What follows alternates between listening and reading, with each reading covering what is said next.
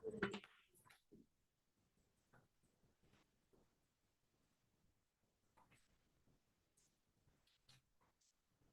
selamat siang Bapak Ibu, teman-teman sekalian, peserta pelatihan Brevet AB. Materi pelatihan sesi siang untuk PPH orang pribadi akan segera dimulai kembali kepada Bapak Lukman. Waktu dan tempat dipersilakan. Terima kasih Mbak Maudi. Selamat siang teman-teman, kembali ya pertemuan kita 2 jam ke depan ya, meneruskan materi tadi pagi masih mengenai PPH orang pribadi ya.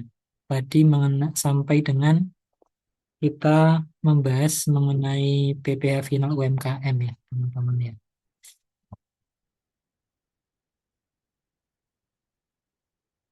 Bentar.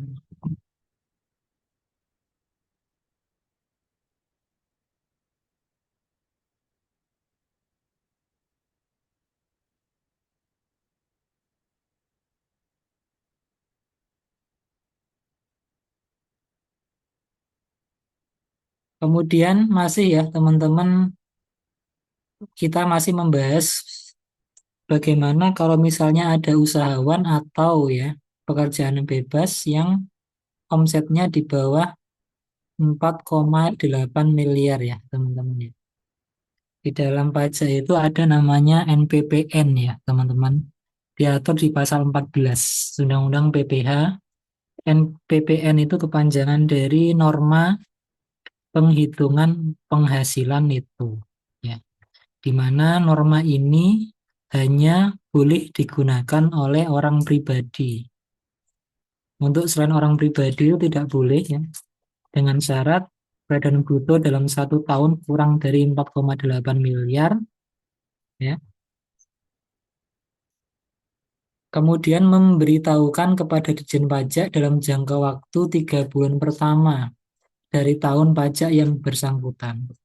Apabila tidak memberitahukan, dianggap memilih pembukuan. Kemudian wajib menyelenggarakan pencatatan tentang penghasilan bruto.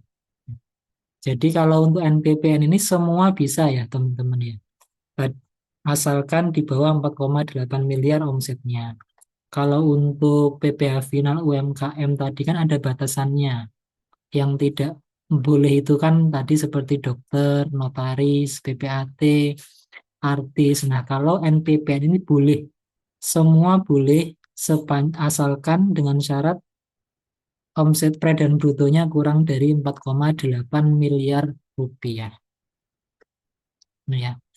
Kemudian NPPN ini juga berlaku bagi teman-teman atau wajib pajak orang pribadi yang ketika diperiksa gitu ya, ketika diperiksa tapi ternyata tidak mau meminjamkan dokumen.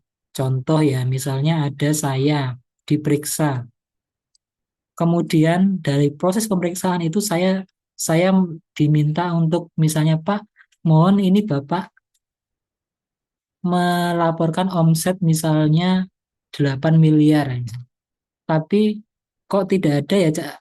Saya diminta untuk menunjukkan catatannya atau pembukuannya. Kemudian saya tidak bisa menunjukkan, baik itu tidak mau meminjamkan atau tidak mau menunjukkan gitu ya. Maka sesuai dengan pasal 14 dan pasal 16 itu pemeriksa bisa menggunakan norma dalam menghitung penghasilan itu. Ya sudah dipaksa ya, dipaksa menggunakan norma. Ya. Itu dari akibat wajib pajak orang pribadi tidak mau meminjamkan dokumen. Seperti itu ya, teman-teman.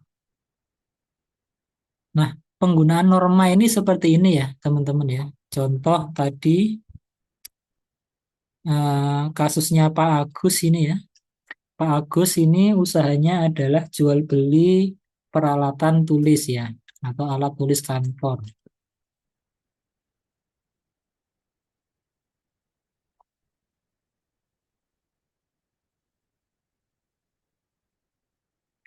Nah, norma ini diatur di Peraturan Dirjen Pajak Nomor 17 Tahun 2015. Ya, seperti ini. Ya,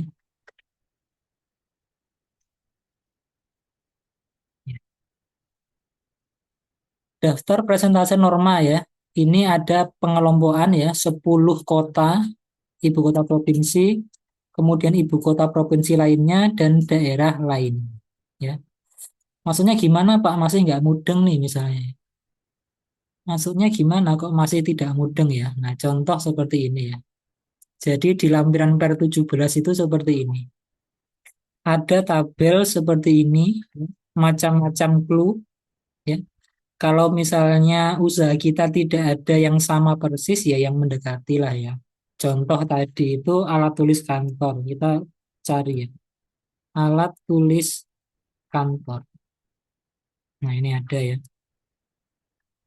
Alat tulis kantor ini industri bukan ya, bukan industri kan tadi pedagang ya, pedagang enceran ya.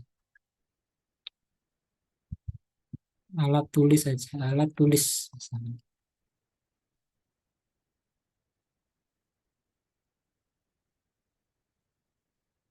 Nah, ini pedagang besar. Nah, ini perdagangan eceran alat tulis menulis. Nah, ini ya.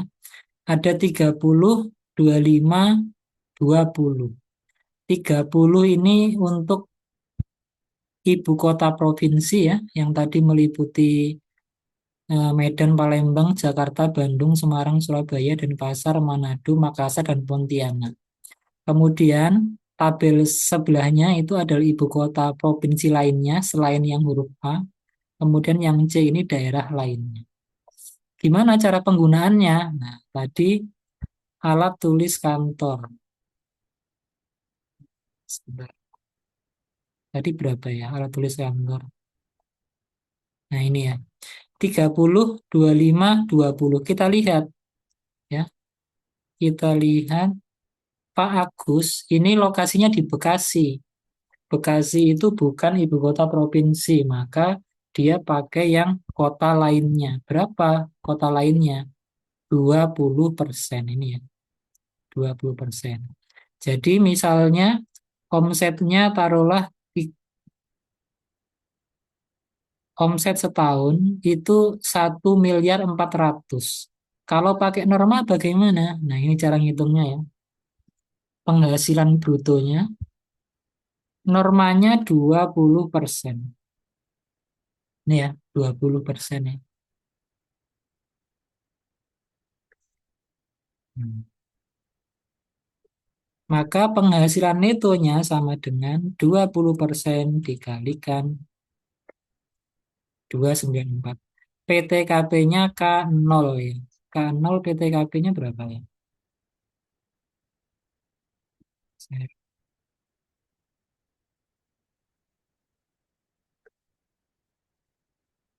K0 PTKP-nya 58.500 ya.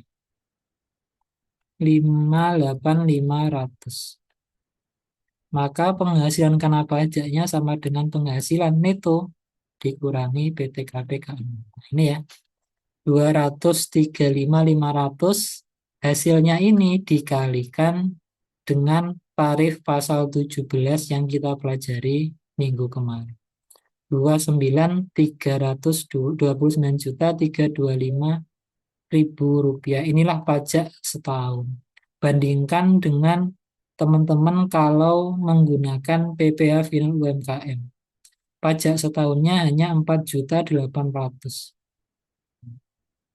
Pak, apakah tarif PPh final UMKM ini selalu menguntungkan, Pak? Atau misalnya tarif pajaknya selalu lebih rendah?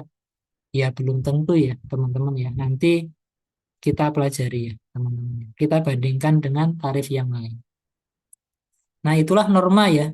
Pak, ini kan 20%. Boleh nggak saya pengen 5% aja deh, biar kecil pajaknya. Boleh nggak? Jawabannya tidak boleh. Ya, harus sesuai dengan tadi tabelnya. Ya, tabel normanya tadi. Seperti itu. Ada yang ditanyakan teman-teman? Sampai sini norma. Yang paling sering pakai norma itu salah satunya dokter ya. Dokter sering. Terus apa itu? MLM itu. Nah, itu ya sering ya pakai pakai norma mereka. Syaratnya tadi itu ya, Kalau mau pakai norma, maka 3 bulan pertama itu wajib memberitahukan kepada Direktorat Jenderal Pajak. Memberitahukannya melalui apa? Melalui aplikasi Cortex ya. Teman-teman bisa lihat YouTube ya, bagaimana cara mendaftarkan norma ya melalui aplikasi Cortex ya. Jadi kesimpulannya apa? Kesimpulannya adalah kalau kita omsetnya di bawah 4,8 miliar, ada dua alternatif tarif yang bisa kita pakai. Yang pertama tadi PPh final UMKM dengan syarat-syarat tadi ya. Kemudian yang kedua memakai norma.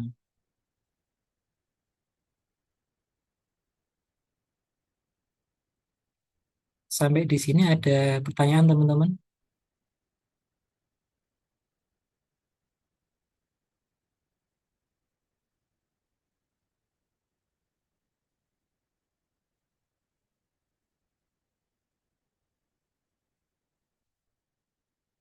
Silakan kalau ada pertanyaan. Kemudian Pak, kalau begitu bagaimana cara melaporkan norma ini di SPT tahunan? Nah, caranya seperti ini ya teman-teman ya. Karena norma dan PPh final UMKM ini masih dalam lingkup pencatatan, jangan lupa ya, ini pembukuannya pindah ke pencatatan seperti ini. Kemudian, nah ini ya, seperti ini. Misal perusahaan dagang tadi omsetnya ini ya, ada di formulir 1771 ini ya untuk 2024 ke bawah. Ya. Ada di bagian B, ini adalah tabel norma. Ada dagang, industri, jasa, pekerjaan bebas, usaha lainnya. Nah, tadi Pak Agus ini perlu apa namanya? Usahanya jualan ya, dagang. Omsetnya tadi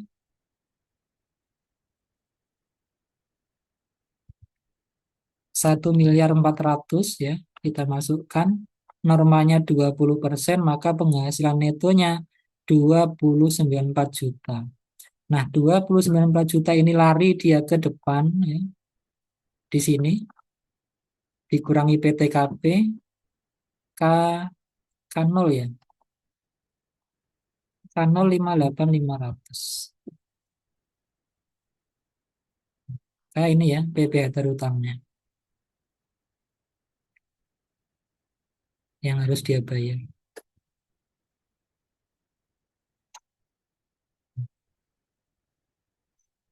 Cukup mudah ya teman-teman ya untuk menghitung pajak terutang berdasarkan norma. Kalau di aplikasi Cortex bagaimana cara melaporkannya? Ini ya, sama ya.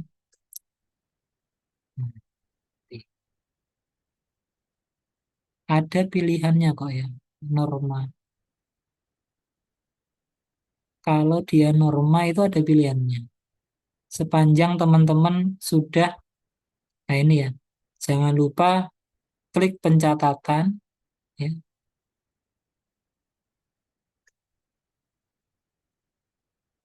Ada nanti kolom norma ya yang harus teman-teman checklist iya. Kemudian nanti otomatis dia bakal menghitung atau membuat kolom untuk menghitung penghasilan yang dikenakan norma itu. Enggak saya screenshot.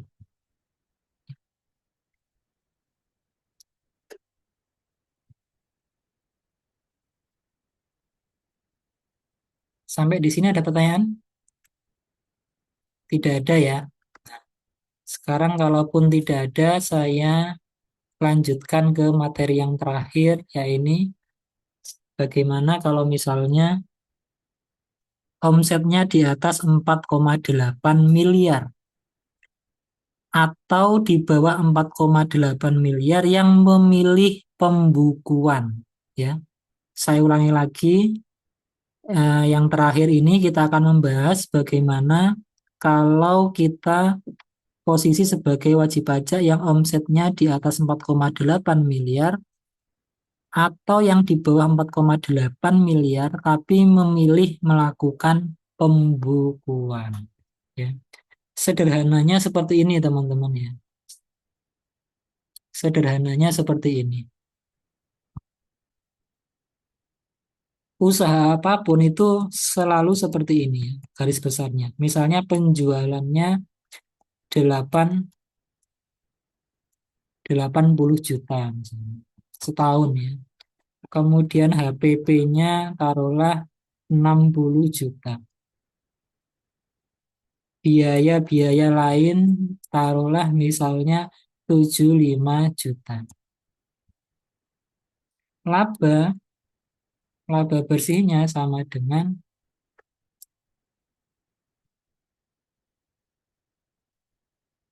laba bersihnya sama dengan biaya contohnya jangan 60, 17 juta. Nah, misalnya seperti ini ya, teman-teman ya. Umumnya atau garis besarnya seperti ini. Nah, kalau PPh final UMKM, dia menghitung pajak dari brutonya dari sini. Langsung dia dikalikan 0,5%. Demikian juga NPPN. Penggunaan norma itu dikalikan penjualan langsung. Jadi kita mengabaikan HPP, kita mengabaikan biaya, kita mengabaikan laba bersih.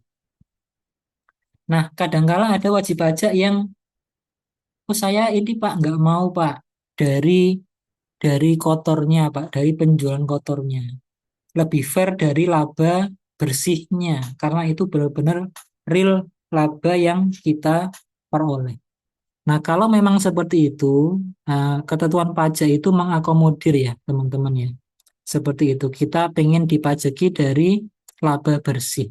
Nah, oleh karena itu, jika teman-teman menghendaki dari laba bersihnya, maka konsekuensinya adalah teman-teman wajib melakukan pembukuan. Konsekuensinya apa lagi? Me- Membuat laporan keuangan minimal tadi ya, laba rugi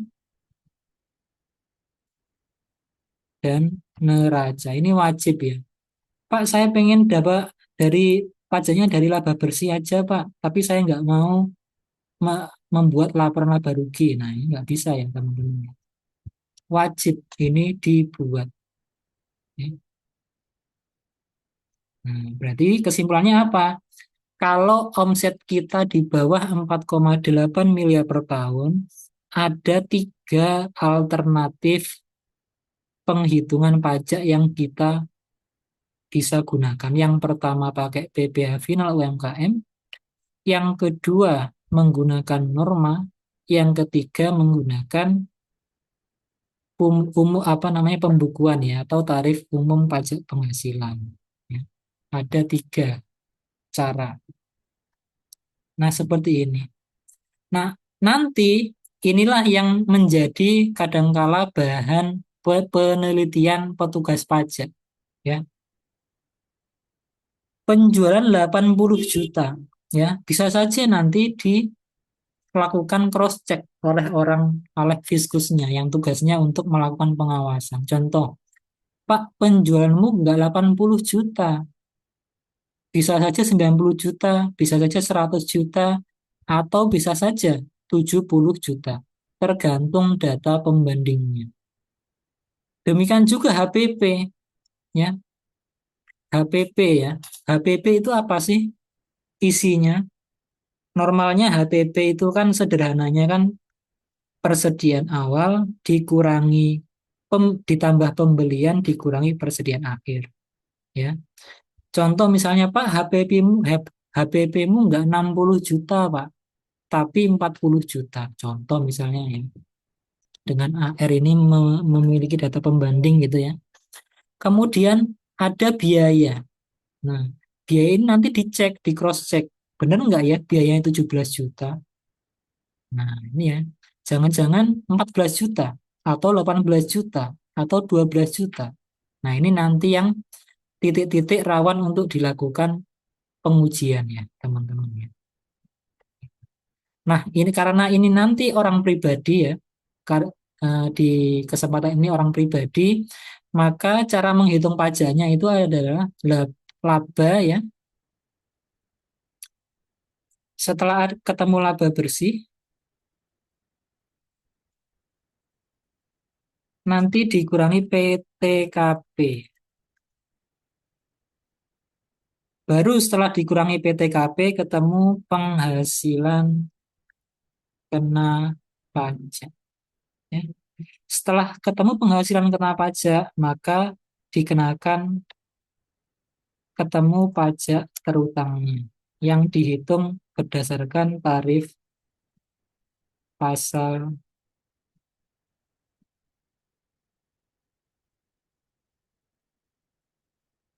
ini ya.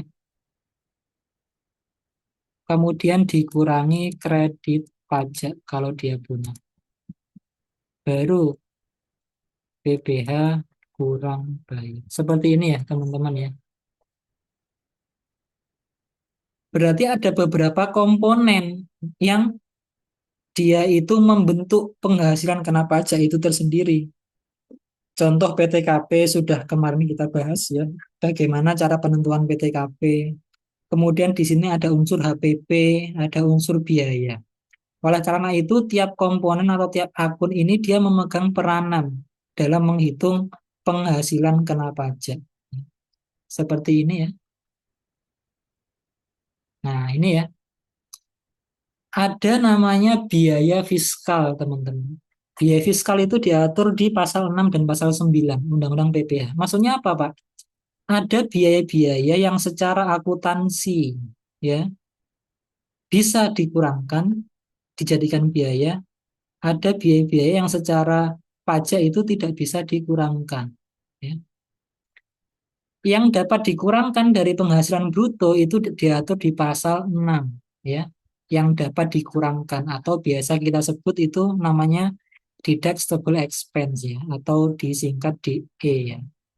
Kemudian ada yang biaya-biaya tidak dapat dikurangkan dari penghasilan ya, diatur di pasal 9 atau biasa kita sebut non deductible expense atau NDE ya. Ini ya teman-teman ya, ini rawan koreksi di sini nanti. Makanya di pajak itu nanti ada namanya koreksi fiskal positif dan ada koreksi fiskal negatif. Koreksi fiskal positif itu nantinya akan membuat pajak kita lebih besar. Koreksi positif itu nantinya akan membuat penghasilan kena pajak kita lebih besar. Kalau koreksi fiskal negatif membuat penghasilan kena pajak kita lebih rendah. Kemudian biaya-biaya yang memiliki manfaat lebih dari 1 tahun itu dibebankan melalui amortisasi ya. Contoh teman-teman apa namanya penyusutan itu ya, penyusutan barang itu dibebankan melalui penyusutan ya, karena manfaatnya lebih dari 1 tahun. Kalau yang masa manfaatnya lebih dari mohon maaf kurang dari 1 tahun maka dibebankan sekaligus. Nih ya. Biaya yang dapat dikurangkan oleh wajib pajak dalam negeri dan BUT adalah biaya untuk mendapatkan, menagih, dan memelihara penghasilan. Biasa kita singkat atau sebut sebagai 3M ya. Biaya 3M, mendapat, menagih, memelihara penghasilan. Termasuk ini ya, bisa dibaca, biaya yang secara langsung atau tidak langsung berkaitan dengan kegiatan usaha. Ini semuanya bisa kurangkan atau dijadikan biaya. Tentu ada beberapa biaya yang ada syarat-syarat tertentu ya. Seperti itu.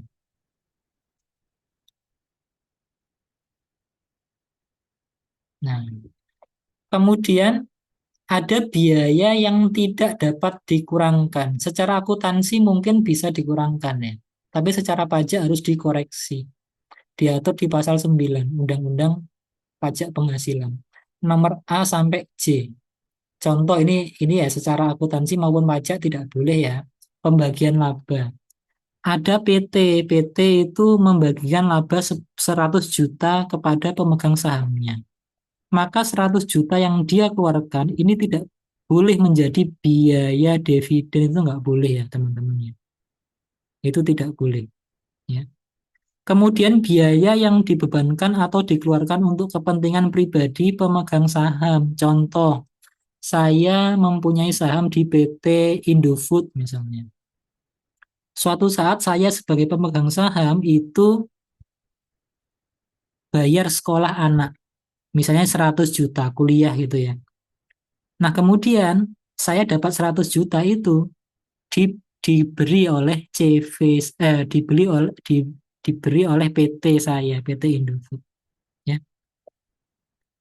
Walaupun pemberian itu berupa beasiswa misalnya, pemberian beasiswa anak pemegang saham.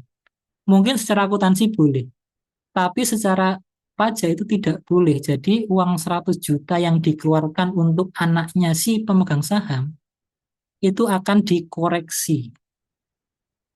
oleh dikoreksi oleh eh, eh, dalam akan dikoreksi dalam menghitung besarnya penghasilan kena pajak. Seperti itu ya.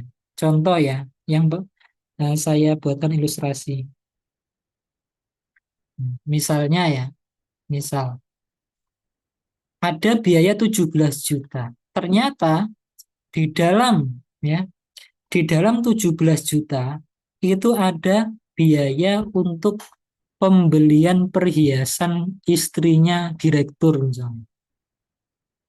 Jadi perusahaan itu membelikan perhiasan istrinya direktur sebesar misalnya 2 juta lah. Atau perusahaan memberikan beasiswa untuk anaknya direktur 2 juta. Nah, mungkin secara akuntansi boleh biayanya itu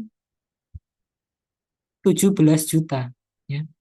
Tapi secara pajak itu harus dikoreksi.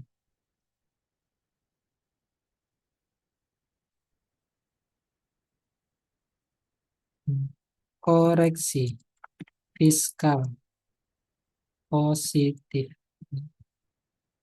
Laba bersih sebelum pajak.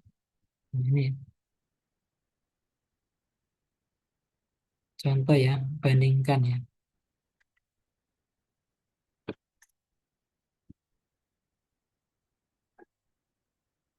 Ini ya. Ternyata di dalam 17 juta ini ada 2 juta untuk ke kepentingan pribadi direktur. Nah, ini atau pemegang saham lah ya.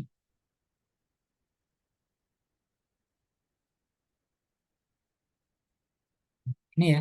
Maka 2 juta ini harus dikoreksi fiskal positif ya, sebesar 2 juta.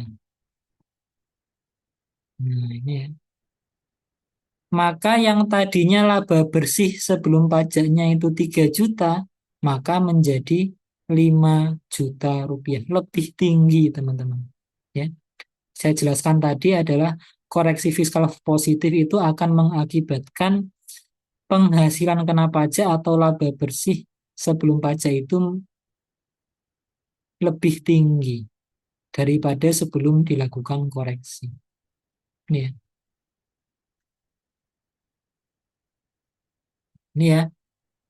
Biaya-biaya yang tidak boleh dikurangkan, termasuk pajak penghasilan. Pak, kan saya setiap tahun itu bayar pajak 100 juta, Pak. Maka pajak penghasilan 100 juta ini saya jadikan biaya. Iya, secara akuntansi boleh. Tapi dalam menghitung pajak nanti biaya tersebut dikoreksi fiskal positif. Ya. Jadi intinya apa? Kalau ada perusahaan atau orang yang mengeluarkan biaya dari A sampai Z, ketika biaya itu keluar, nah dalam menghitung pajak harus dikoreksi fiskal positif. Ya. Huruf A sampai Z. Ini ada pertanyaan tadi. Pak, untuk pembukuan tersebut yang punya usaha yang buat ya Pak? Iya Mbak, yang punya usaha yang buat. Lalu untuk pembukuan tersebut jika sudah ada, dikasih kemana Pak dan ke siapa? Nah, pembukuan dilakukan sebelum Mbak Usi nanti lapor SPT tahunan.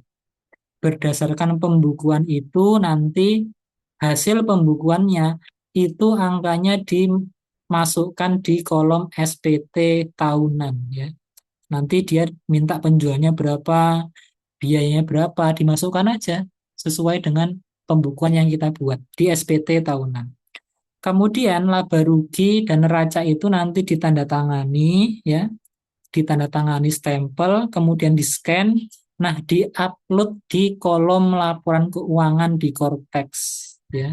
Jadi nanti kalau kita mau lapor SPT tahunan itu di situ ada kolom ya, kolom unggah laporan keuangan. Nah, kita upload di situ teman-teman ya, laporan keuangannya.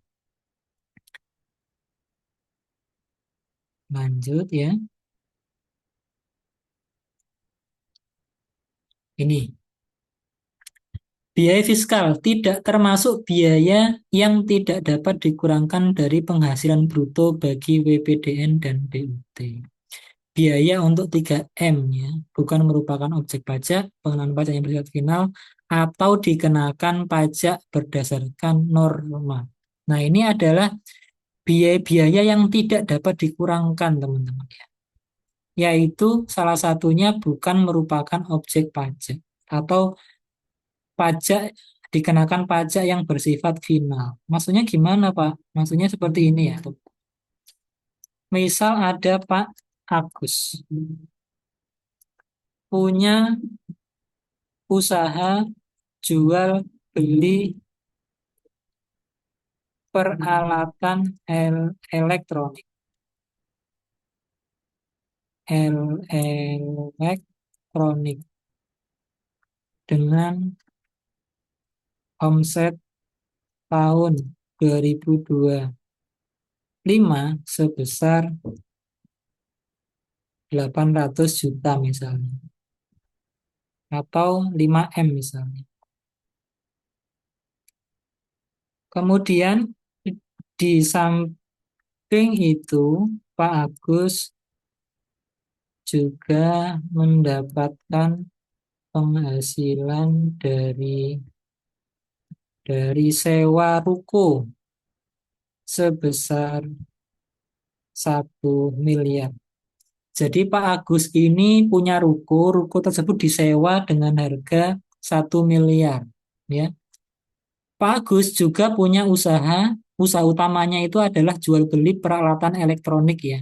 Omsetnya itu mencapai 5 miliar. Contoh ya, contoh seperti ini.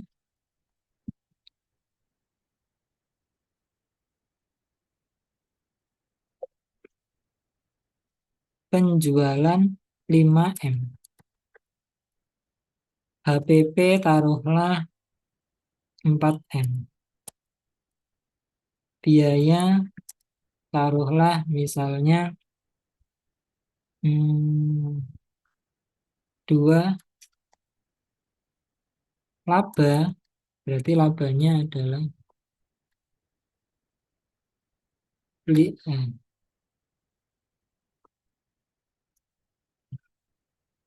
biar nggak sama angkanya.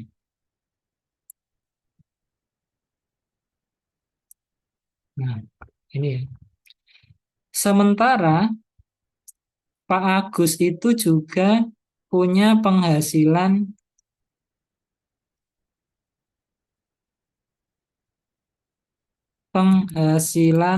sewa 1 miliar. Biaya renovasi, taruhlah misalnya. Nah, ini ya yang dimaksud ya. Atas biaya yang dikeluarkan untuk mendapatkan penghasilan yang bersifat final. Ini kan final ya, sewa tanah bangunan ya. Saya ulangi lagi, atas biaya yang dikeluarkan untuk mendapatkan penghasilan yang bersifat final, itu dalam pajak tidak boleh dijadikan biaya di sini. Tidak boleh ditambahkan di sini, nggak boleh. Nanti harus dikoreksi fiskal positif. Ya. Contoh, ini 6 miliar. Nanti kan sama dengan 6 miliar ya ini ya. Terus biayanya itu kan berarti 600 tambah 300 ya.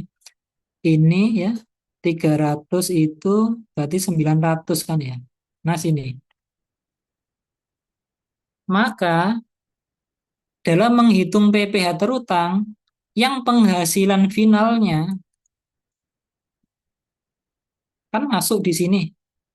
Maka harus dikoreksi fiskal negatif. Yang biaya di sini, biaya dikoreksi fiskal positif. Lupa kenapa kok penghasilannya ini dikoreksi fiskal negatif, Pak? Bukan dikoreksi fiskal positif. Nah, nanti ada di sini. Yang termasuk penyesuaian fiskal positif itu dari huruf A sampai K. Ya. Biaya yang dikeluarkan untuk kepentingan pribadi, beasiswa yang ini ya, dan seterusnya ada pajak penghasilan, ada sanksi administrasi terkait dengan pajak, terkait dengan undang-undang pajak penghasilan gitu ya. Nah, di sini di penyesuaian fiskal negatif di situ ada apa? Penghasilan yang dikenakan PPh final. Itu harus masuk penyesuaian fiskal negatif. Jadi ini harus negatif ya, teman-teman ya. Nanti koreksinya kita kita lakukan ya. Nah, ini. Kenapa ada koreksi fiskal positif dan negatif, Pak? Tujuannya apa? Karena aturan dalam akuntansi itu beda dengan aturan pajak. Ada biaya-biaya secara akuntansi itu diakui sebagai biaya, tapi dalam pajak tidak boleh itu jadi biaya. Ada pendapatan yang secara pajak itu, nah, secara akuntansi itu bisa dipertimbangkan sebagai tambahan penghasilan dalam apa namanya? Dalam ini ya, dalam pradan usaha ya. Tapi ada aturan di pajak di mana ada beberapa pendapatan yang tidak boleh digabungkan dalam menghitung pajak. Seperti itu ya Mbak Usi ya. Ini ya, jadi koreksi fiskal positif dan negatif itu diakibatkan adanya perbedaan perlakuan dari sisi fiskal dan akuntansi. Ya. Oke.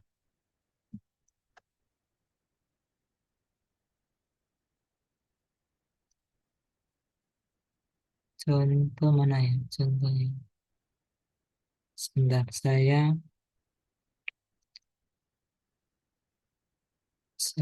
lihat contohnya.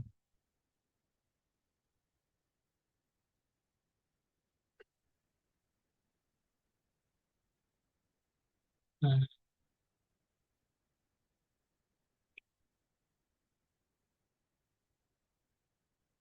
contoh ini ya, teman-teman ya. Nah, ini ya. Pak Agung PTKP K2 mempunyai usaha jual beli alat tulis kantor, laporan keuangan tahun 2024, laporan sederhana ya seperti ini. Penjualannya 5 miliar, HPP-nya ini ya, harga pokok penjualan persediaan awal, pembelian persediaan akhir.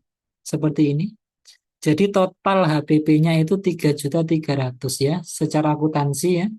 Rumus HPP itu adalah persediaan awal ditambah pembelian dikurangi persediaan akhir. Penjualan dikurangi HPP itu namanya laba kotor atau laba bruto atau gross profit margin ya, GPM ya. Gross profit ya, bukan gross profit margin ya, atau gross profit itu ya. Nah, laba kotor kemudian ada biaya-biaya operasional ya. Biaya gaji, sewa gudang, biaya listrik, penyusutan, biaya lainnya Nah, total biaya operasionalnya itu 830 ribu rupiah. Juta ya, 830 juta. Laba bersihnya itu 870 juta. Ya, jadi laba kotor dikurangi total biaya operasional. Penghasilan neto fiskalnya itu 870 juta dikurangi PTKP ketemu penghasilan kena pajaknya. Inilah yang dikenakan tarif pasal 17. Jadi pajaknya selama setahun itu adalah 184 juta 750. Nah, yang menjadi catatan atau perhatian teman-teman, Pak, ini kan kami yang buat atau wajib pajak yang membuat laporan keuangan. Kira-kira AR-nya atau petugas pajak itu cross-check-nya dari mana ya, Pak? Contoh ini penjualan. Biasanya penjualan itu dibandingkan dengan data dari pihak lain. Bisa bukti potong atau faktur pajak keluaran. Atau juga ada laporan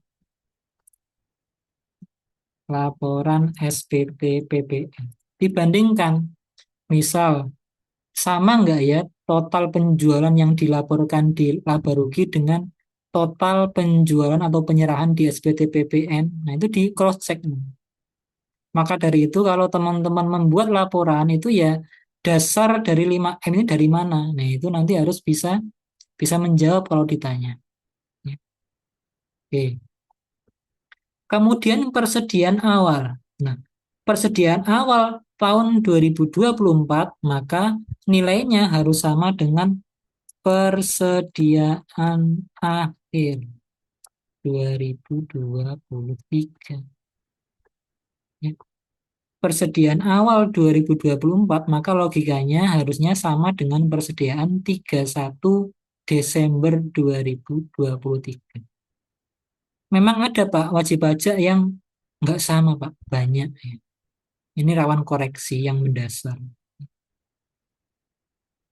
Kemudian pembelian. Pak, ini data dari mana? Bisa dari pajak masukan. Biasanya teman-teman beli barang kemudian dapat faktur. Nah, faktur inilah yang dijadikan trigger ya untuk menentukan berapa sih pembelian. Di samping faktur ada dari kwitansi pembelian dan seterusnya. Ya, bisa berangkat dari situ untuk melakukan cross check. Nah, persediaan akhir itu adalah barang di gudang plus toko per 31 Desember 2024. Ini ya, biasanya AR atau petugas pajak itu minta kalau untuk pembuktian itu eh, kartu persediaan. Ada juga misalnya, loh Pak Agung, misalnya AR ini datang ke lokasi, contoh ya, misal persediaan akhirnya 2 miliar, tapi kok kayaknya di lokasi tokonya sempit ya. Tokonya sempit, nggak punya gudang. Apa iya 2 miliar, barang 2 miliar itu bisa masuk, misalnya seperti itu. Ya, jadi ya setiap komponen akun ini ini ya, harus tahu asal muasalnya dari mana. Biaya gaji nanti akan di cross check. Teman-teman kemarin belajar PPh pasal 21, lapor masalah gaji pegawainya. Nah, nanti dicek, di cross check dengan laporan laporan SPT masa PPh pasal 21. Contoh di SPT tahunan ya, itu biaya gajinya 600. Tapi kok di SPT PPh pasal 21 Januari sampai Desember kok total gaji yang dibayarkan selama 2024 cuma 500 ya. Yang 100 itu apa? Nah, itu ya, teman-teman ya. Ya. Pak, apakah harus sama? Tidak, tidak harus 600. Sepanjang selisihnya itu nanti bisa menjawab. Kemudian biaya sewa gudang. Nanti dicek SPT unifikasi pasal 4 ayat 2. Nah, sewa gudang. Gudang itu tanah dan bangunan. Maka dicek, ini sudah dipotong belum ya 10% ya oleh Pak Agung. Nah, dicek. Oh, kalau misalnya belum dipotong, ya, dipotong 10%, dicek lagi, benar enggak dia nyewa gudang. Kalau benar, maka Pak Agung disurati. Pak Agung belum bayar, belum potong yang 10% dari nilai sewa gudangnya. Mohon dibayar. Seperti itu ya.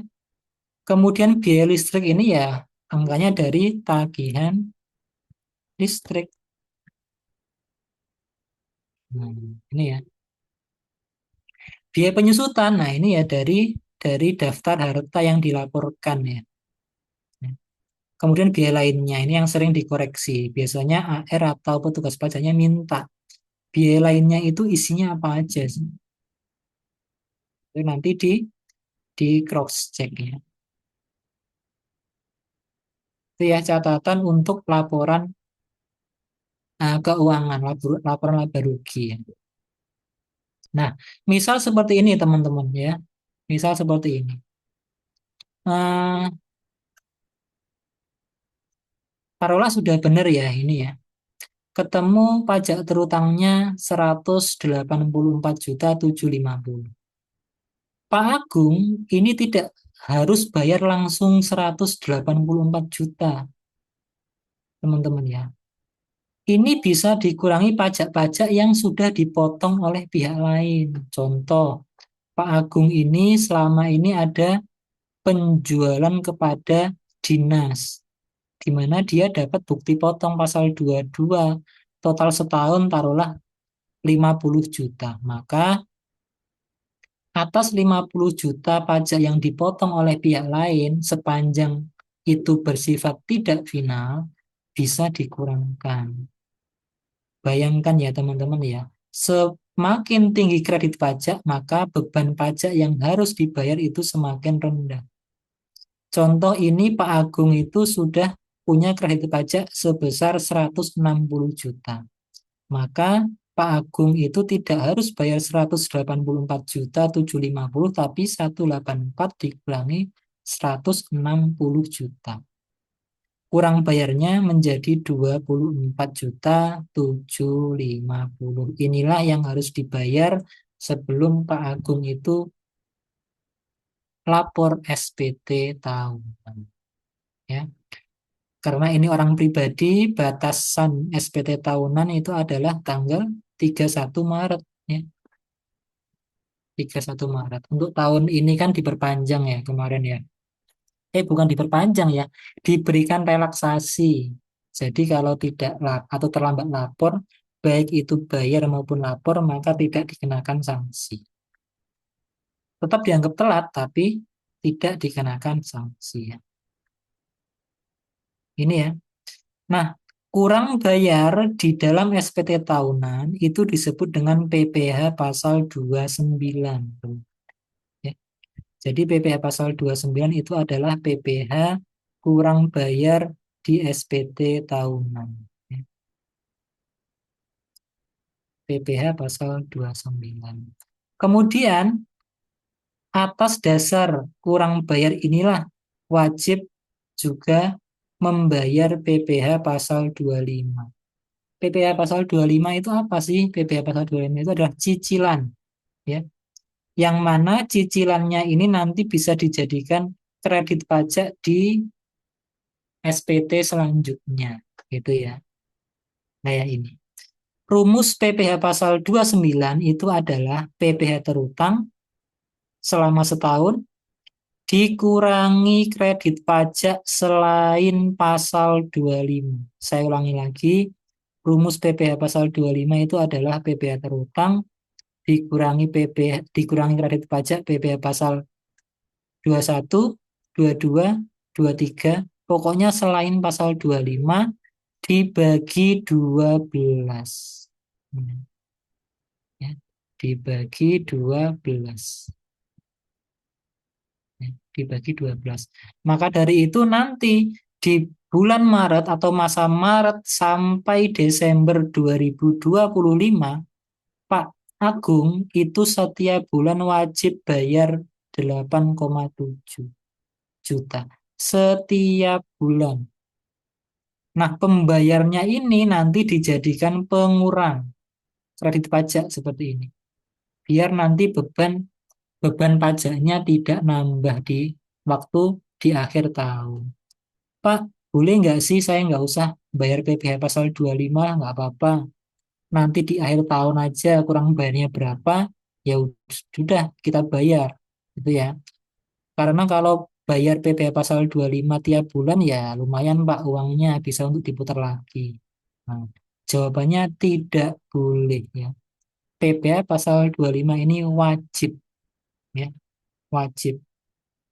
Bahkan kalau misalnya diproyeksikan bahwasannya pajak yang akan terutang tahun berjalan itu lebih tinggi daripada tahun kemarin, bisa saja kena dinamisasi.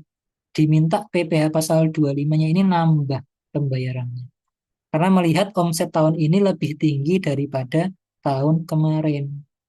Kan ini basis dari PPh pasal 25 yang dibayarkan sekarang itu kan basis ngitungnya itu kan omset tahun kemarin ya teman-teman. Seperti itu.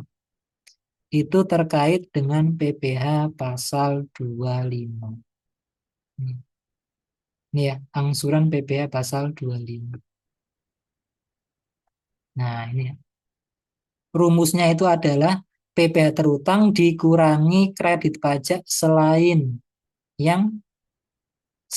PPh pasal 25. Contoh misalnya lagi ya. Pak, boleh nggak misalnya ini kan kurang PPh pasal 25-nya 8,7. Misalkan seperti ini Pak. Pak, boleh nggak saya nggak bayar 8,7 tapi 1 juta aja Pak. Kenapa? Karena kalau saya teruskan bayar 8,7 nanti kredit pajak saya tinggi Pak. Sementara kayaknya omset tahun ini menurun drastis. Kalau saya teruskan bayar 8,7 nanti kredit pajaknya besar, sementara PPh terutangnya kecil Pak. Kalau PPh terutangnya lebih kecil daripada kredit pajak, nanti SPT-nya lebih bayar. Saya khawatir diperiksa. Boleh nggak mengajukan pengurangan angsuran PPh pasal 25? Jawabannya boleh ya. Boleh dengan syarat dia itu melampirkan proyeksi penjualan dan biaya dari bulan sekarang sampai Desember. Harus melampirkan proyeksi atau estimasi seperti itu. Mengajukannya melalui aplikasi Cortex ya teman. Itu untuk PPh pasal 25. Ada yang ditanyakan teman-teman? Silahkan. Mulai pusing ya. Jam 2. Silahkan. Ada yang ditanyakan nggak?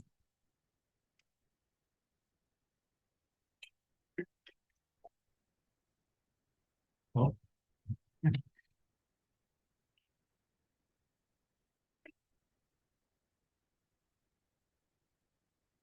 pas ya. Nah, kalau pas saya lanjutkan ya.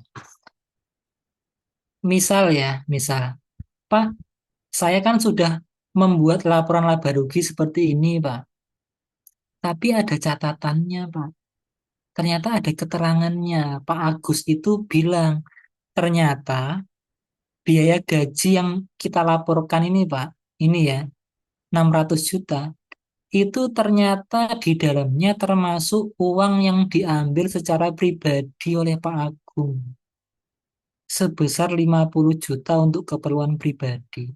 Oh, ternyata biaya gaji 600 juta itu di dalamnya ada 50 juta untuk kepentingan pribadinya Pak Agung. Oke, ya.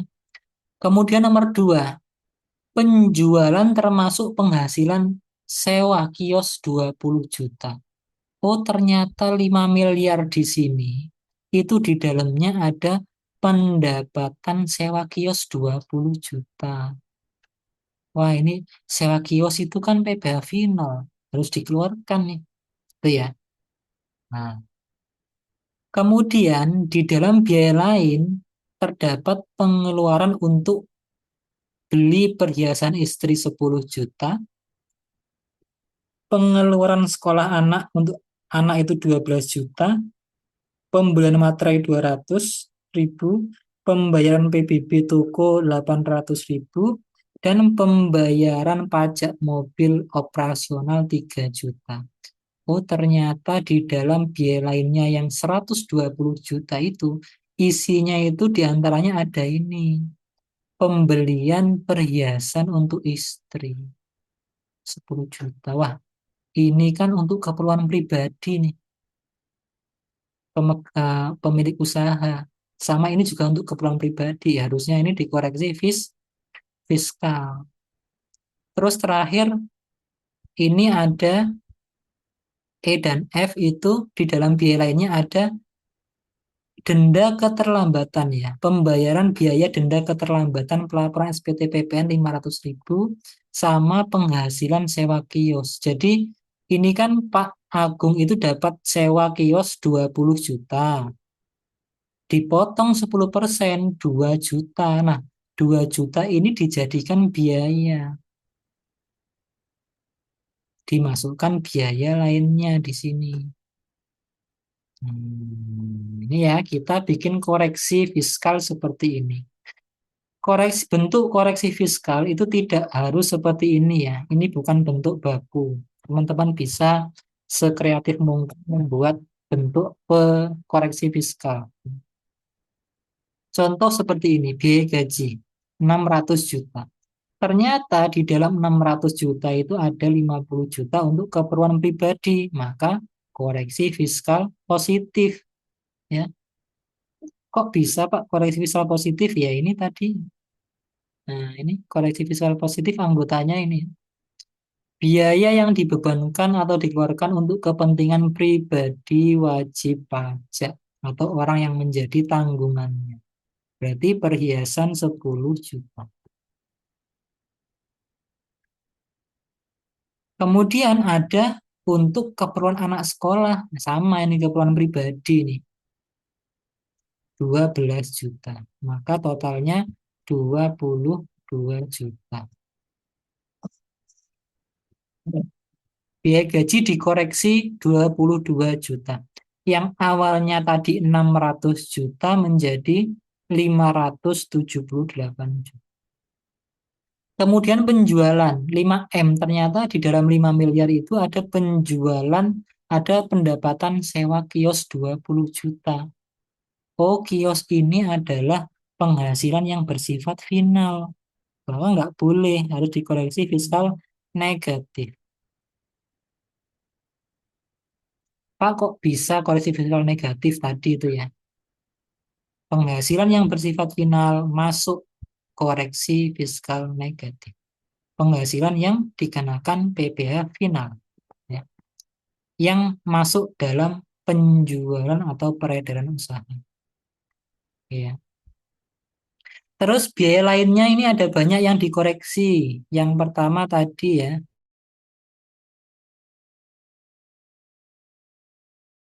50 juta, sorry. Nah, ini ya. Nah, biaya lainnya yang pertama untuk perhiasan ibunya, ini dikoreksi fiskal positif. Untuk keperluan anak, koreksi fiskal positif. Nah, materai gimana materai sama PBB? Nah, yang tidak boleh dikurangkan atau yang harus dikoreksi fiskal positif itu hanya yang berhubungan dengan pajak penghasilan. PBB, pajak bumi dan bangunan itu kan bukan pajak penghasilan, itu pajak daerah, berarti boleh dijadikan biaya. Sama materai, materai itu bukan pajak penghasilan, maka boleh dijadikan biaya. Maka materai dan PBB itu tidak kita koreksi. Sama dengan pajak mobil, itu tidak perlu kita koreksi karena boleh. Yang tidak boleh itu hanya pajak penghasilan. Kemudian yang E dan F, yang E ini adalah biaya karena terlambat lapor PPN, nggak boleh. Ya. Kenapa? Karena berhubungan dengan, nah ini ya, sanksi administrasi berhubungan dengan aturan undang-undang perpajakan dan PPN, nggak boleh. Terus kemudian ada pajak penghasilan. Nah, ini PPh kok dibiayakan, maka harus dikoreksi. Ini ya. Nah, yang terakhir, biaya penyusutan harta yang dilaporkan di amnesti pajak. Nah, ini saya sedikit cerita ya teman-teman ya. Barangkali ada yang dulu zamannya amnesti masih SD ya, belum paham itu apa itu amnesti pajak itu ya. Tahun berapa itu? 2016 kalau nggak salah. Kemudian ada lagi nanti namanya PPS ya, Program Pengungkapan Sukarela.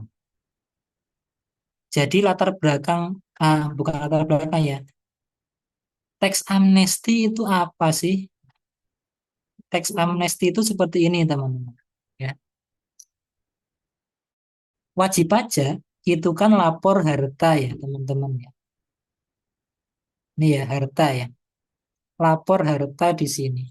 Mobil, rumah, tanah, baik itu di dalam negeri maupun di luar negeri. Tabungan itu ya. Nah, amnesti atau ya teks amnesti itu menyatakan bahwasanya jika ada wajib pajak yang belum melaporkan mobil, rumah, tanah, pokoknya harta,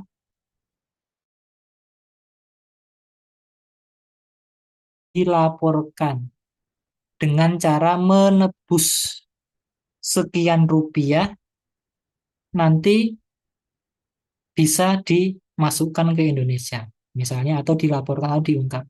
Kenapa? Karena indikasinya adalah harta-harta yang tidak dilaporkan itu berasal dari penghasilan lain yang belum dilaporkan. Nah, kalau misalnya selesai teks amnesti, ada mobil, rumah, tanah, harta lain yang belum diikutkan amnesti, ketahuan orang pajak, maka nilai dari harta itu dipersamakan dengan penghasilan.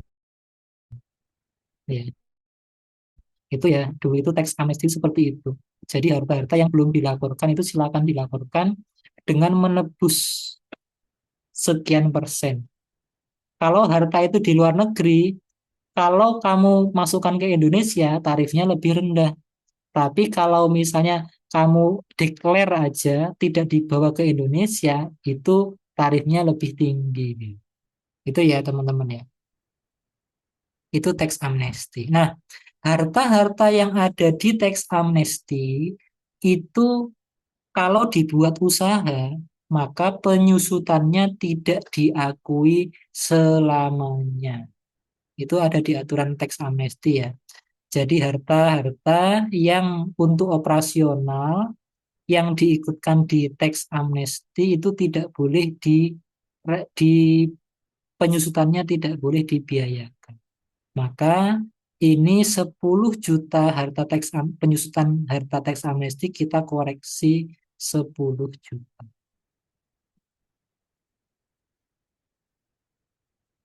Nah, setelah koreksi, lihat perbedaannya teman-teman.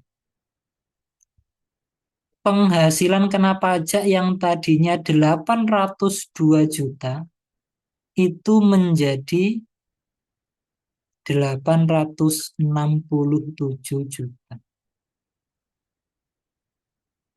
Ya. Pajak penghasilan yang tadinya 184 juta menjadi berapa? 100 sorry, menjadi 204.100.000 rupiah. Naik 19.350 juta. Cara menulis penyesuaian fiskal positif dan negatif seperti ini ya. Ini semua diakomodir di SPT tahunan. baik itu di Cortex maupun di aplikasi lama. Ya, semua kolom untuk penyesuaian fiskal itu ada. Pak, saya udah jujur, Pak. Nggak ada. Apakah penyesuaian fiskal positif dan negatif itu harus ada, Pak? Ya, tidak harus. Sepanjang memang ada secara akuntansi yang beda dengan pajak, ya harusnya biasanya ada ya koreksi fiskal. Tapi misalnya teman-teman nggak ada, ya nggak usah. Nanti koreksi fiskalnya diisi nol aja. Seperti itu ya teman-teman ya. Ada yang ditanyakan?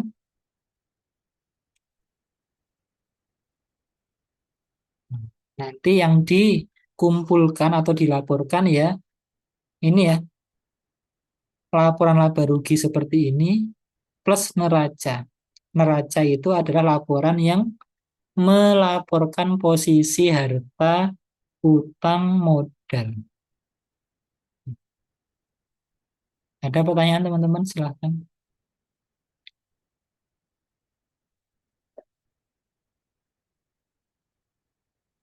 Silakan kalau ada pertanyaan.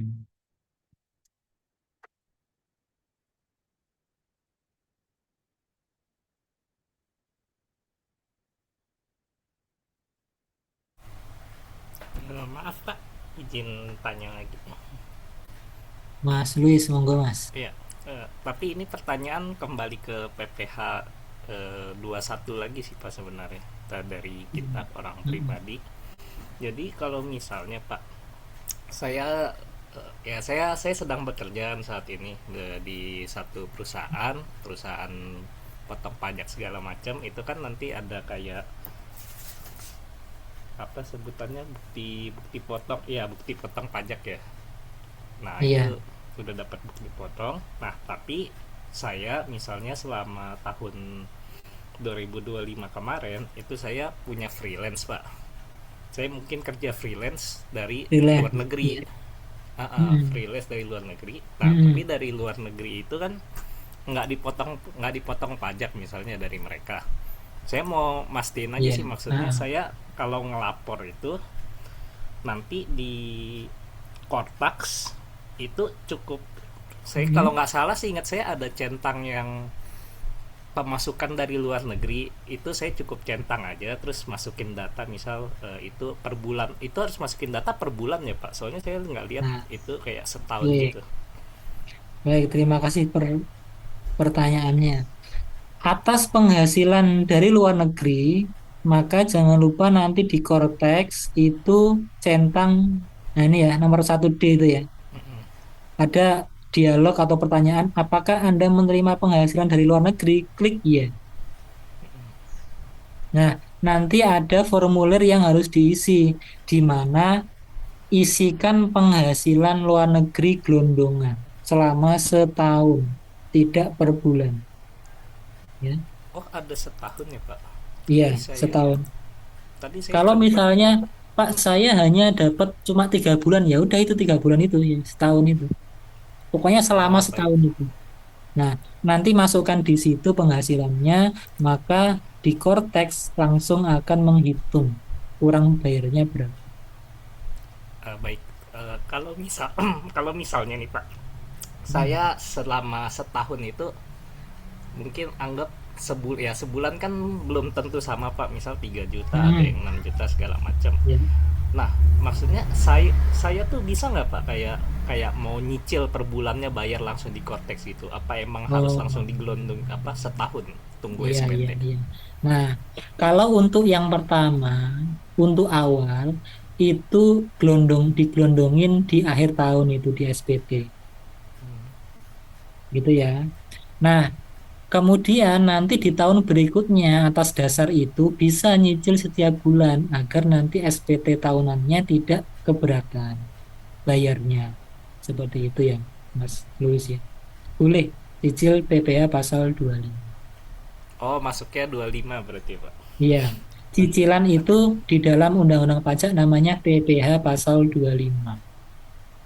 Baik. Itu otomatis ya Pak kalau 25 begitu, kalau misalnya saya udah Nah, lapor yang oh apa iya, gelondongan itu.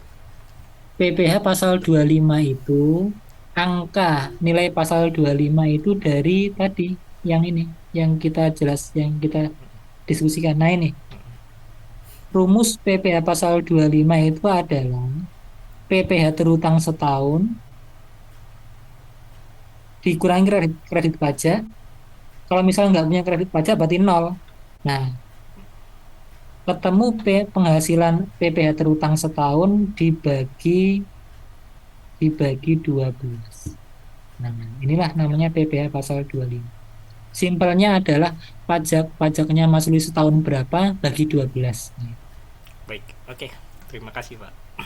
Atau lengkapnya PPh pasal 25-nya Mas Luis karena tadi bilangnya kerja ya. PPh 25-nya itu adalah PPh terutang setahun dikurangi pajak yang dipotong perusahaan dibagi 12. Oh Ya, ya, baik. ya itu ya. PPh terutang setahun dikurangi pajak yang sudah dipotong perusahaan dibagi 12. Nah, itulah cicilannya untuk PPh pasal 25 setiap bulan. Nanti Januari atau ya Januari sampai Desember. Nah, nanti ini bisa dijadikan pengurang di akhir tahun. Yang Terima lain kasih, teman-teman Pak. silahkan. Ya, Mas Luis.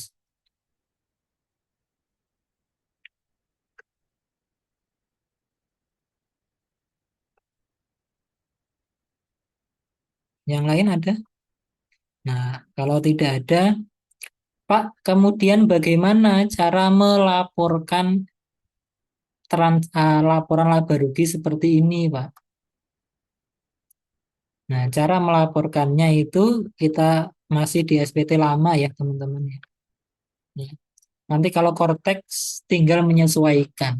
Sepanjang tadi ya, teman-teman tahu mana yang disebut penghasilan tidak final, final dan non-objek. Kita laporkan.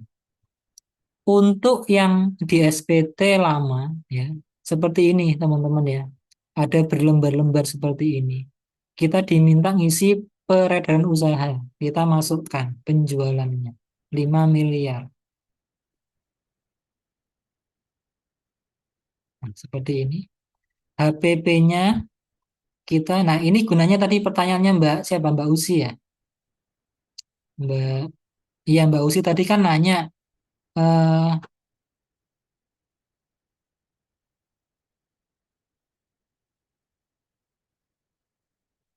Pak, kalau sudah buat pembukuan itu bagaimana selanjutnya? Nah ini, atas dasar pembukuan itulah nanti bahannya menjadi bahan kita lapor SPT. Kita masukkan data pembukuan itu di SPT tahun.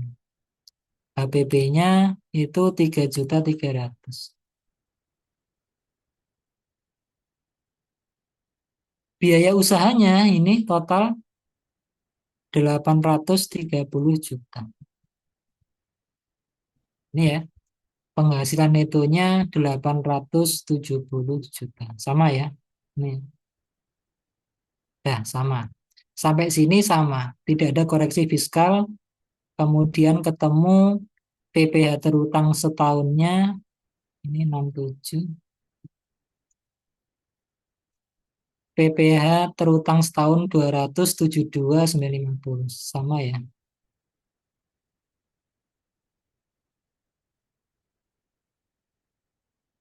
PPh terutangnya kok beda? Penghasilan kena pajak 802.500.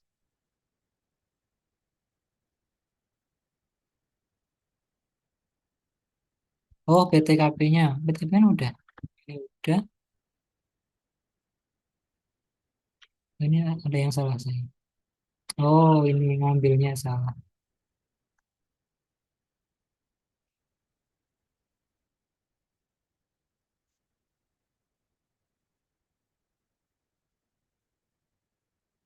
Oh, ada ini.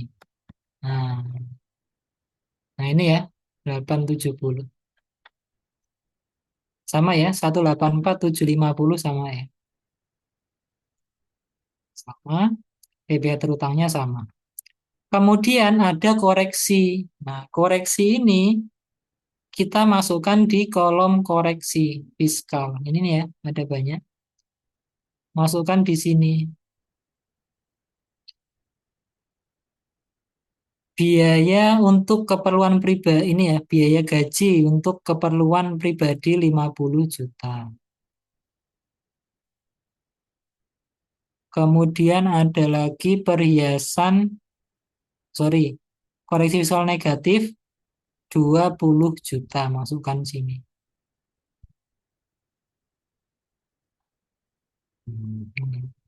Sama nanti di korteks ya, apakah ada koreksi fiskal positif, itu nanti teman-teman isikan ya, untuk di korteks sama. Cuma memang bentuknya tidak seperti ini. Kemudian ada pembelian perhiasan istri dan anak, ini keperluan pribadi ya, atau orang yang menjadi tanggungnya sebesar total 22 juta. Masukkan di sini sama 22. Hmm, oke. Selanjutnya denda PPN 500.000 ya, sanksi administrasi. Kemudian pajak penghasilan yang dijadikan biaya di koreksi fiskal positif 2 juta ini ya, pajak penghasilan. Kemudian yang terakhir penyusutan 10 juta. Penyusutan. Nah, ini ya. Jadi penghasilan koreksi fiskal positifnya 84.500 sama fiskal negatif 20. Ketemu ya sama. Kurang bayarnya 204.100.000 sama enggak? Nah, sama ya teman-teman ya. Nah, itulah teman-teman tinggal klik kirim, tapi sebelum kirim laporan laba rugi dan neracanya ini di print dulu, ditandatangani, di stempel, kemudian di scan PDF, kemudian di upload di kolom unggah laporan keuangan. Seperti itu teman-teman. Ada yang ditanyakan? Silahkan.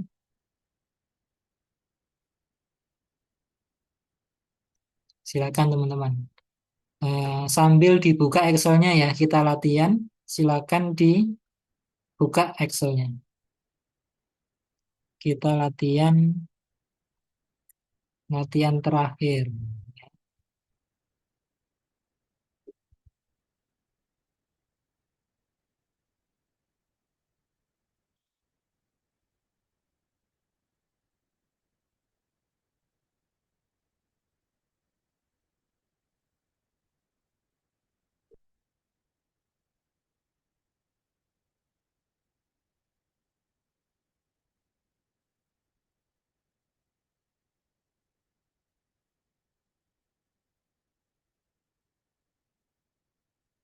Nah, teman-teman silakan dibuka laptopnya, kita latihan terakhir ini ya. Ada namanya Pak Agung. Dia itu bingung ya. Omsetnya 4 miliar. Sementara ada 3 pilihan tarif yang bisa digunakan. Ya. Silahkan teman-teman kerjakan berapa sih pajak yang terutang kalau dia pakai PPh final UMKM, berapa dia kalau pakai norma, misal normanya 20%, ya. Berapa PPh terutang kalau pakai tarif umum pasal 17. Datanya ini teman-teman. Silakan teman-teman kerjakan sampai pukul 14.45 ya. Silakan kemudian jawabannya diketik di kolom chat. Contoh misalnya untuk PPh final UMKM pajaknya sekian, untuk norma sekian dan tarif umum sekian. Ya. Silahkan dikerjakan teman-teman sampai pukul 14.45.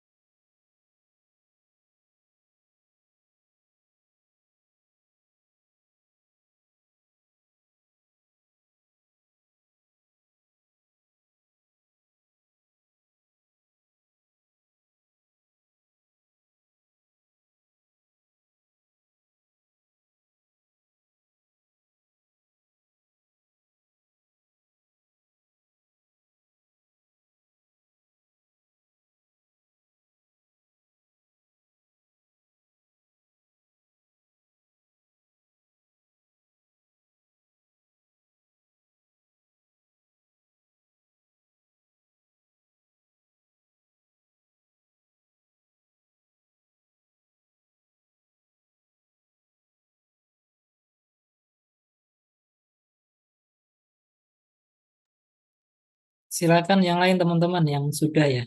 Jawabannya diketik di kolom chat ya. UMKM berapa, norma berapa, tarif umum berapa gitu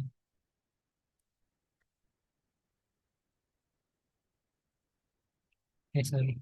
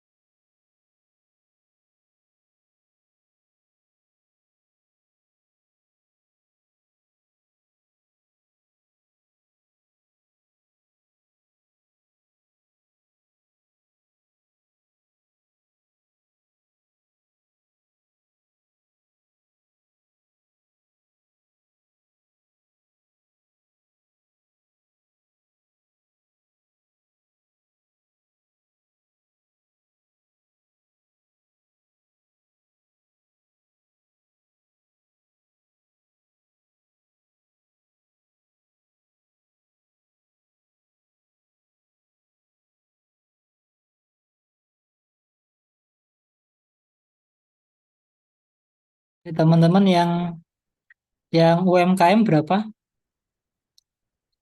Yang lain ada sudah menghitung berapa untuk PPh final UMKM tarutangnya 11.500 153 6 UMKM 17,5.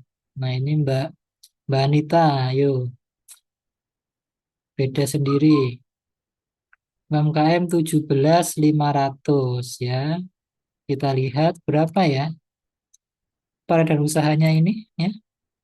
Peradaan usaha kena pajaknya ya ingat ya harus dikurangi dulu 500-nya. 500 juta ya. Baru dikalikan 0,5% kali ini ya. 17.500 ya. Benar ya teman-teman. Nah, sekarang yang norma ya. Yang norma berapa? Peredaran usahanya ini ya. Norma 20%. Maka penghasilan itunya 20% dikali peredaran usaha 800 juta. Dikurangi PTKP K1. Maka penghasilan kena pajaknya nah 737 ya. PPh terutangnya 165.100. Nah, ini ya 165.100 ya untuk yang pakai norma. Ingat ya, yang pakai norma.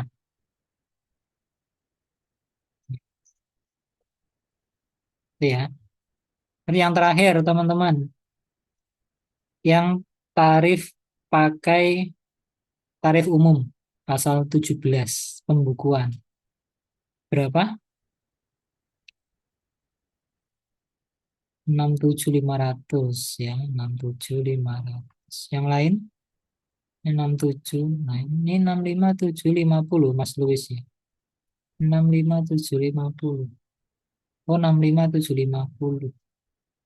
65.750. Kalau banyak yang sama biasanya harusnya benar. Kita cek ya. Tarif umum pasal 17 itu hitungnya dari laba bersihnya. Nih, ya. PTKP, nih, penghasilan kena pajak. Nah, 65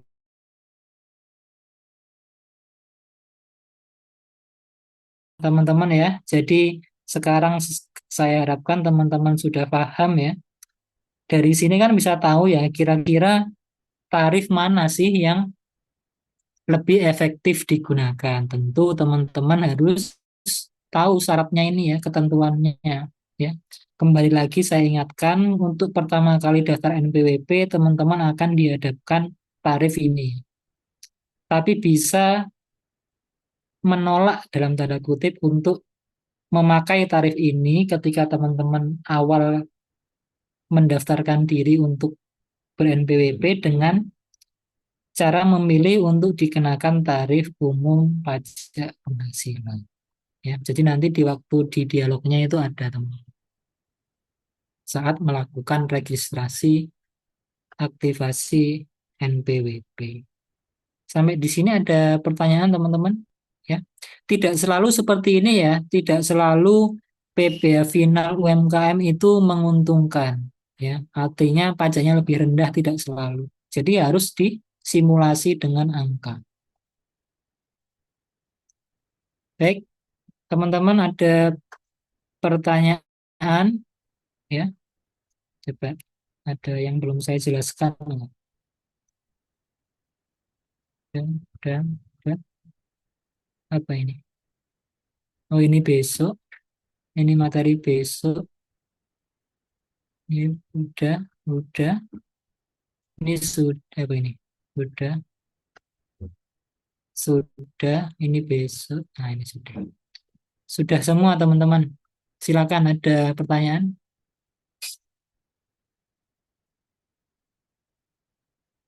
Jadi untuk yang mempunyai bisnis mending pakai umum atau UMKM ya, tergantung dari omsetnya, Mbak. Ya. Untuk yang marginnya sangat-sangat sangat tipis, contoh jualan pulsa, contoh jualan LPG mungkin ya, jualan pulsa saja misalnya, atau jualan LPG saja, pokoknya yang marginnya sangat-sangat tipis, itu lebih baik pakai tarif umum. Ya, jangan pakai ini. Tapi ya tergantung ya. Teman-teman kan punya bekal ini ya, sudah bisa menghitung. Disimulasi aja nanti ya. Angka-angkanya dimasukkan. Itu. Yang lain teman-teman? Ada lagi? Sambil menunggu ada pertanyaan atau tidak, saya kembalikan ke Mbak Maudi ya. Monggo Mbak, silakan.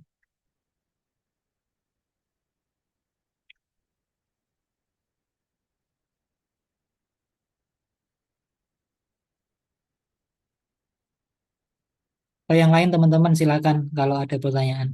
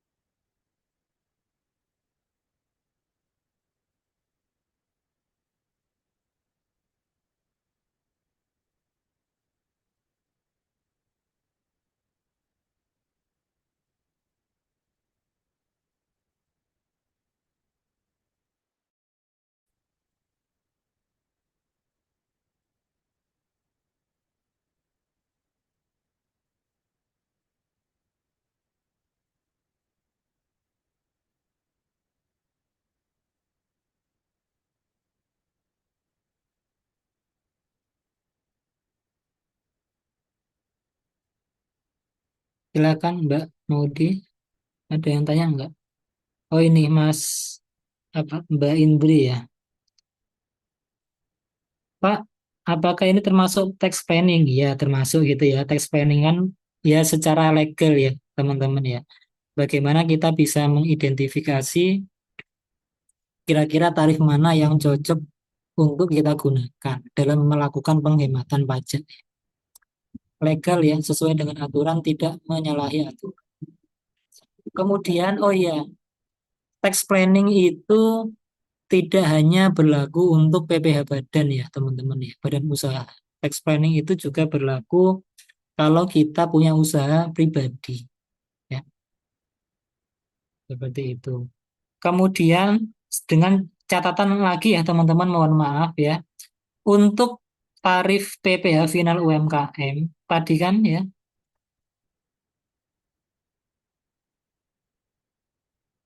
itu kan ada batasan 500 juta. Ya. Nah, 500 juta ini hanya untuk orang pribadi ya, teman-teman. Kalau misalnya ini Pak Agung saya ganti menjadi CV Agung atau PT Agung, maka ini tidak berlaku pengurangan 500 juta langsung. Ya. 0,5% langsung dikalikan 4 miliar. Tidak ada batasan 500 juta. Itu ya catatannya ya. Itu aja tambahan dari saya. Ada, ini enggak saya share screen ya tadi. Nah ini ya, tadi Pak Agung saya ganti CV Agung ya teman-teman ya. Kalau saya ganti CV Agung maka tidak ada pengurangan 500 juta. Maka 0,5%-nya langsung dikalikan peredaran usahanya. Baik itu CV Agung, PT Agung, dan seterusnya. Pokoknya bukan orang pribadi. Itu ya sedikit tambahan dari saya teman-teman. Silakan ada pertanyaan yang lain.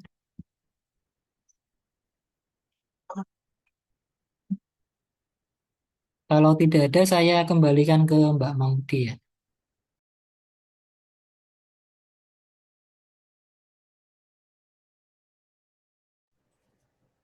Baik, sudah tidak ada pertanyaan lagi.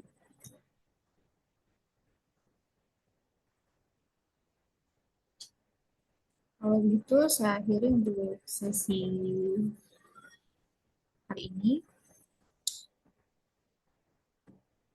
Baik, Bapak Ibu sekalian, teman-teman peserta pelatihan BPKB, materi PPh orang pribadi hari ini sudah selesai. Namun sebelumnya kita akan melakukan sesi dokumentasi terlebih dahulu. Para peserta diminta untuk menyalakan kamera dan mikrofon.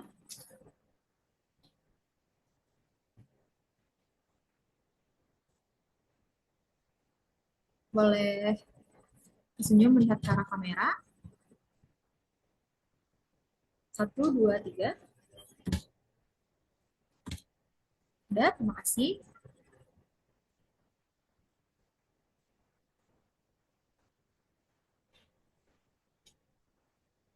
Baik, selanjutnya kita akan bersama-sama mengucapkan terima kasih kepada Bapak Lukman.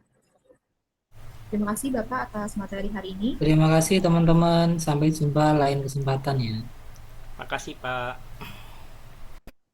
Terima kasih, Terima Pak. kasih, Pak. Terima kasih, Pak. Baik, kepada Bapak Lukman sudah bisa meninggalkan ruang Zoom. Terima kasih Pak. Baik, selanjutnya akan ada beberapa informasi yang akan kami sampaikan. Di antaranya, 1, kami akan mengirimkan link rekaman materi pelatihan hari ini ke grup WhatsApp. 2, kami akan mengirimkan ujian soal materi pelatihan hari ini beserta detail pengumpulannya. Dan 3, untuk materi selanjutnya adalah PPh Badan di Sabtu 31 Maret 2026 yang akan diambil kembali oleh Bapak Hasbian yang akan dimulai pukul 3 sampai dengan 5 waktu Indonesia Barat. Link meeting akan kami kirimkan 15 menit sebelum pelatihan dimulai. Demikian informasi yang dapat kami sampaikan. Para peserta sudah bisa meninggalkan ruang Zoom meeting. Terima kasih. Terima kasih.